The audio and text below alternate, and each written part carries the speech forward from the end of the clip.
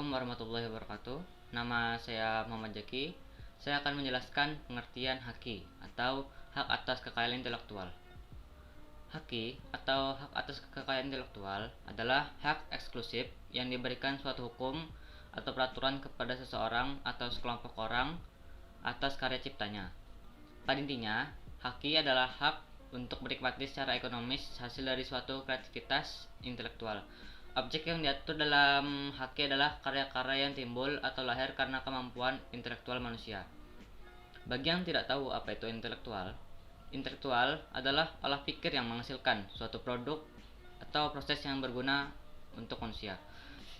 Setiap hak yang digolongkan ke dalam haki harus mendapat kekuatan hukum atas karya atau ciptanya.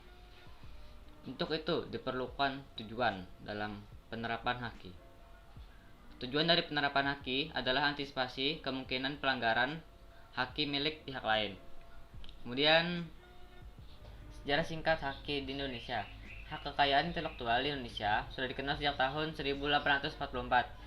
Ketika itu, Indonesia masih di bawah penguasaan pemerintah kolonial Belanda, yang artinya hukum yang mengaturnya pun berasal dari hukum yang berlaku di Belanda. Pada tahun 1910, mulai berlaku UU Paten atau Oktroyed di Indonesia, atau dalam masa itu disebut Hindia Belanda, yang kemudian diikuti Undang-Undang Merek atau Industrial Agendum dan Undang-Undang Hak Cipta atau Outersuit tahun 1912. Setelah kemerdekaan, barulah pada tahun 1961 Indonesia memiliki undang-undang merek sendiri menggantikan undang-undang produk Belanda, diikuti undang-undang Hak Cipta pada tahun 1982, undang-undang paten tahun 1989 yang masing-masing sudah diperbarui. Kemudian prinsip haki. Prinsip haki ada 4, yaitu ekonomi, keadilan, kebudayaan, dan sosial. Kemudian manfaat haki. Manfaat haki 1, bagi dunia usaha adanya perlindungan terhadap penyalahgunaan pemalsuan karya intelektual yang dimilikinya oleh pihak lain di dalam negeri maupun di luar negeri. Kedua, bagi inventor dapat menjamin kepastian hukum baik individu maupun kelompok serta terhindar dari kerugian akibat pemalsuan dan perbuatan curang pihak lain.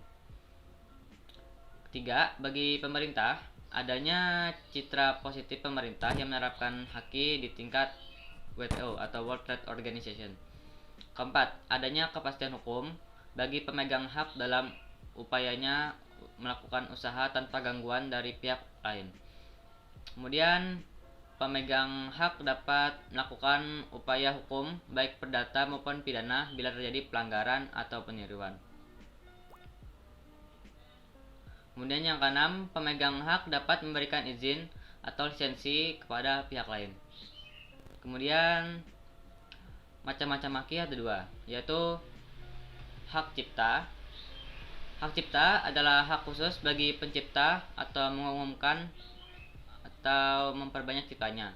Kemudian hak kekayaan industri yang meliputi paten, merek, desain industri, desain tata letak sirkuit terpadu, rahasia dagang, indikasi geografis, dan folklore. Kemudian dasar hukum haki di Indonesia. Dasar hukum haki di Indonesia ada 9 dan salah satunya adalah Undang-Undang Nomor 7 Tahun 1954 tentang WTO atau World Trade Organization.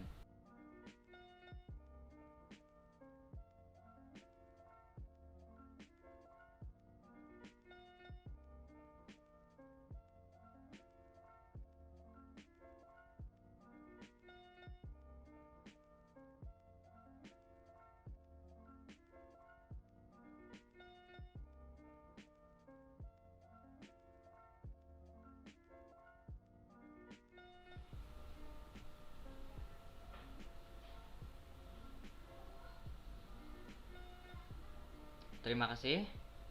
Selamat menonton, semoga membantu. Wassalamualaikum warahmatullahi wabarakatuh.